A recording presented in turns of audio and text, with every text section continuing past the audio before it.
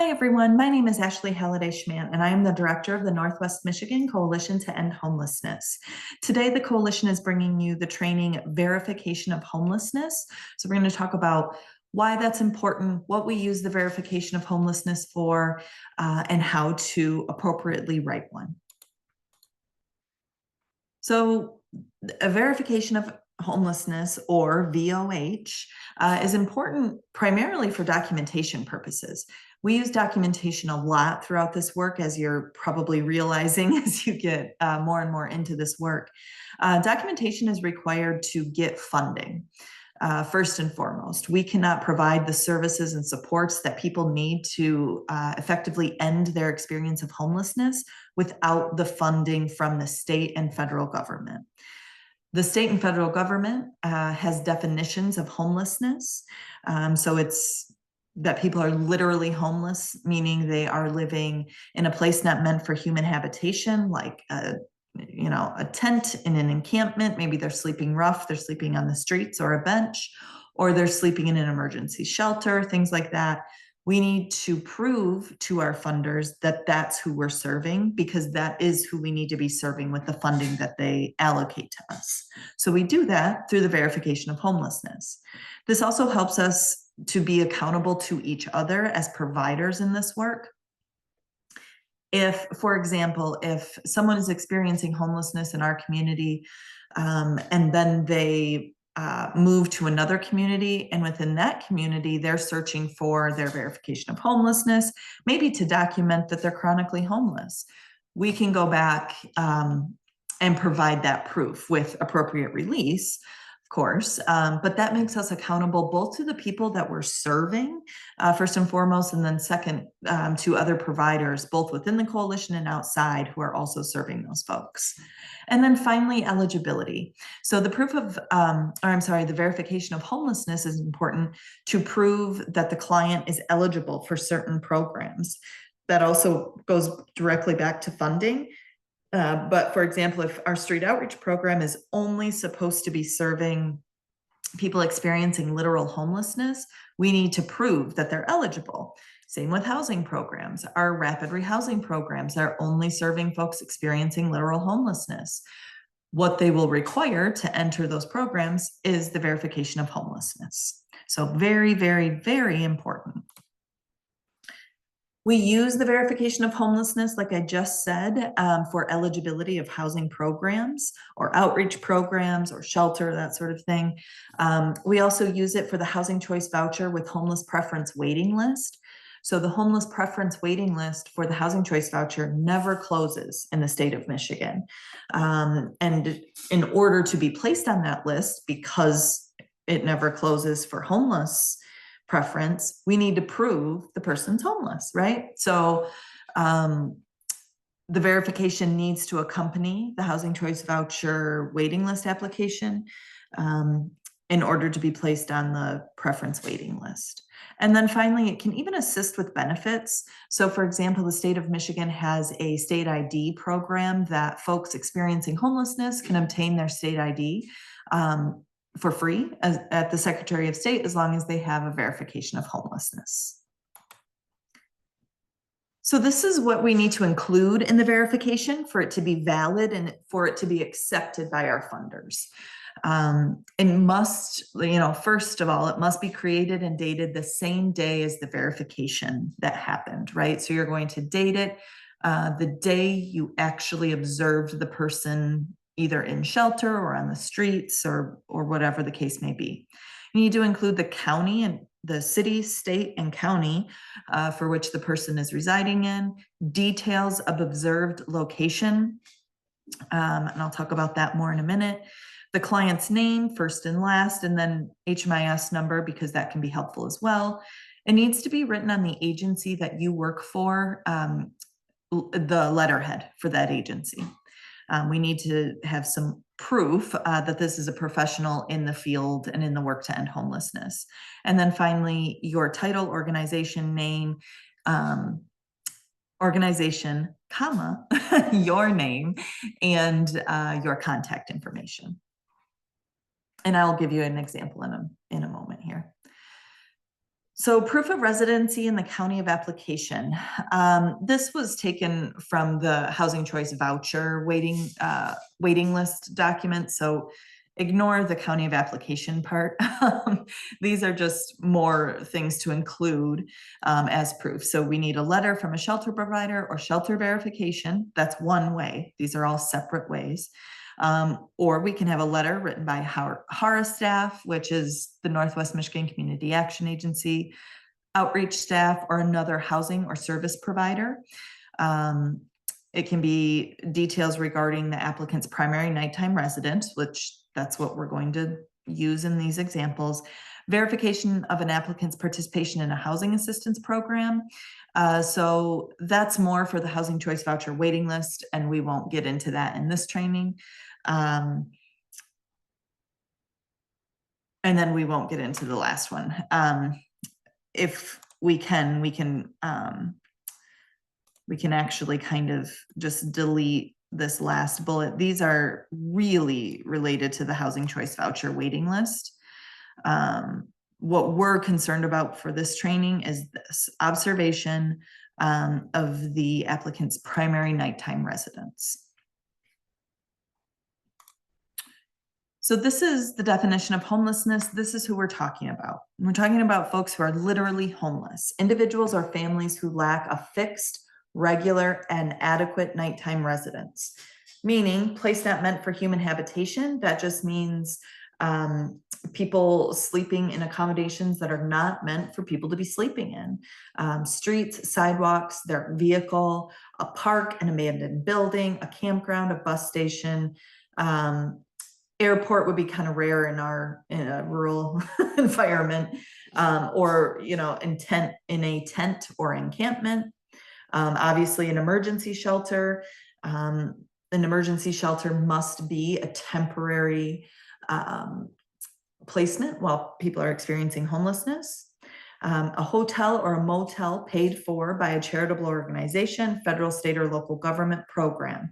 So it is not self-pay. If the client is in a hotel or motel and they are paying for the rate themselves, they are not considered literally homeless. However, if another charitable organization or the federal government is paying, then it counts as literally homeless.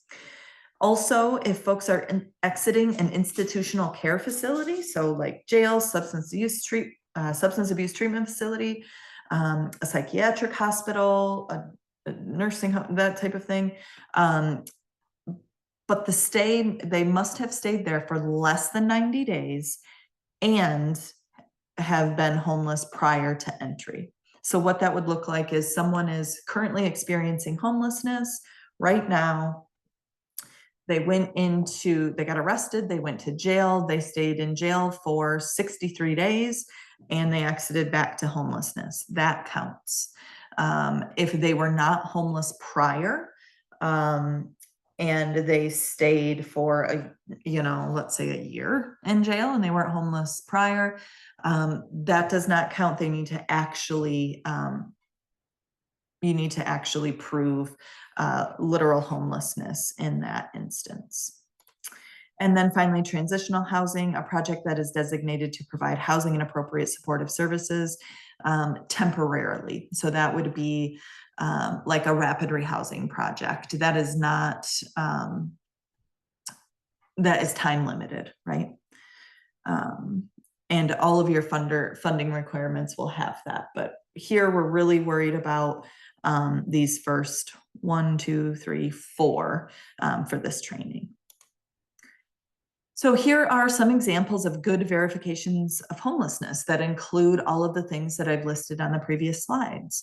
So I just used my name, but this is exactly what you can write. You can even copy and paste this and fill in blanks, right? So your name, Ashley Halliday Schmidt, observed client name, John Smith, on date at his tent in an encampment in Traverse City, Michigan, in Grand Traverse County. In my professional opinion, this is John's primary nighttime residence and is a public or private place not meant for human habitation. I would then include this on my agency letterhead That would also include my position title, the agency name or logo, which would likely be on the letterhead, my phone number and email. Another example of someone who is in shelter, I confirm that John Smith is currently staying at the Goodwill Inn Emergency Shelter. John has been staying at this shelter since 2/2/24. Those, again, just copy and paste that and fill in the blanks. Some examples of what not to do and things I've seen in the past that did not fly with our funders. Let's take the shelter one, for example. I confirm that John Smith is staying at Goodwill. That's it. That's all that the verification said. It didn't say how, like, since when, right? It didn't say the date they entered the shelter. It didn't even say that Goodwill was a shelter. It just said Goodwill. You need to think about this as from the perspective of someone who's never been to our community before, who doesn't know what services and agencies and programs that we have. Another example of that would be, I've seen verifications of homelessness that say, I, Ashley Halliday Schmidt, saw John Smith in the Pines on this date, and that was it. Okay, the Pines doesn't mean anything to anyone who's not in this community. And if you're watching this and you're new to our community, the Pines is a large encampment in Traverse City, Michigan. But you might not know that, and you wouldn't know that, right? If you were a funder looking over this verification to see if the person is eligible and actually experiencing homelessness. So here's some tips just for, here's some tips for excellent verifications of homelessness. The more details we can provide, the better. We don't need to write this long narrative about what the person was doing when you saw them and every small detail about where they lived or were staying. We need to know that it is somewhere where humans are not supposed to be living, or it is an emergency shelter, or they are exiting an institution, or they're in a motel that is not paid for by themselves. Excuse me. So that's it. I mean, the examples I gave are all you need to write. But we can't use we can't use slang or acronyms. Sometimes I've seen people use GWI for Goodwill Inn. That doesn't work. No one from the outside knows what GWI is. The Pines would kind of be like a slang term for an encampment in Traverse City, right? We need to always include the city, state, and county. Folks who are looking at these don't always know that Traverse City, Michigan is in Grand Traverse County. So we need to list all of that out. Include the full names and HMIS number if applicable for the clients. We upload these into HMIS on the client's profile page so that we're accountable to the client. If they ever need it for anything, it's there, and to the other providers. Applications to the homeless preference waiting list must be filled out within 5 business days from the verification date. So if you have, let's say you did a verification for someone 3 weeks ago, and they're still experiencing homelessness, but you dated it 3 weeks ago when you did it, and now you want to have the Community Action Agency place them on the homeless preference waiting list, that won't work. We need it to be, for that purpose, dated within 5 business days of when you're going to apply. So that's kind of a caveat just for the homeless preference waiting list. The other thing for the homeless preference waiting list that I wanted to include is we don't need the entire homeless history. We actually, unless we're documenting chronicity or if another agency needs the homeless history, a verification of homelessness is that point in time. That date you observed the person experiencing homelessness and the details around that observation. We don't need every instance in the past 10 years unless we're documenting chronicity or doing something else related to a specific program. So again, I'll leave you with the slide with the example. It is this easy. It is this simple. Again, we don't need to write long narratives. It's really just as simple. And you have my blessing to really just copy and paste something just like this and sub in the information that makes sense.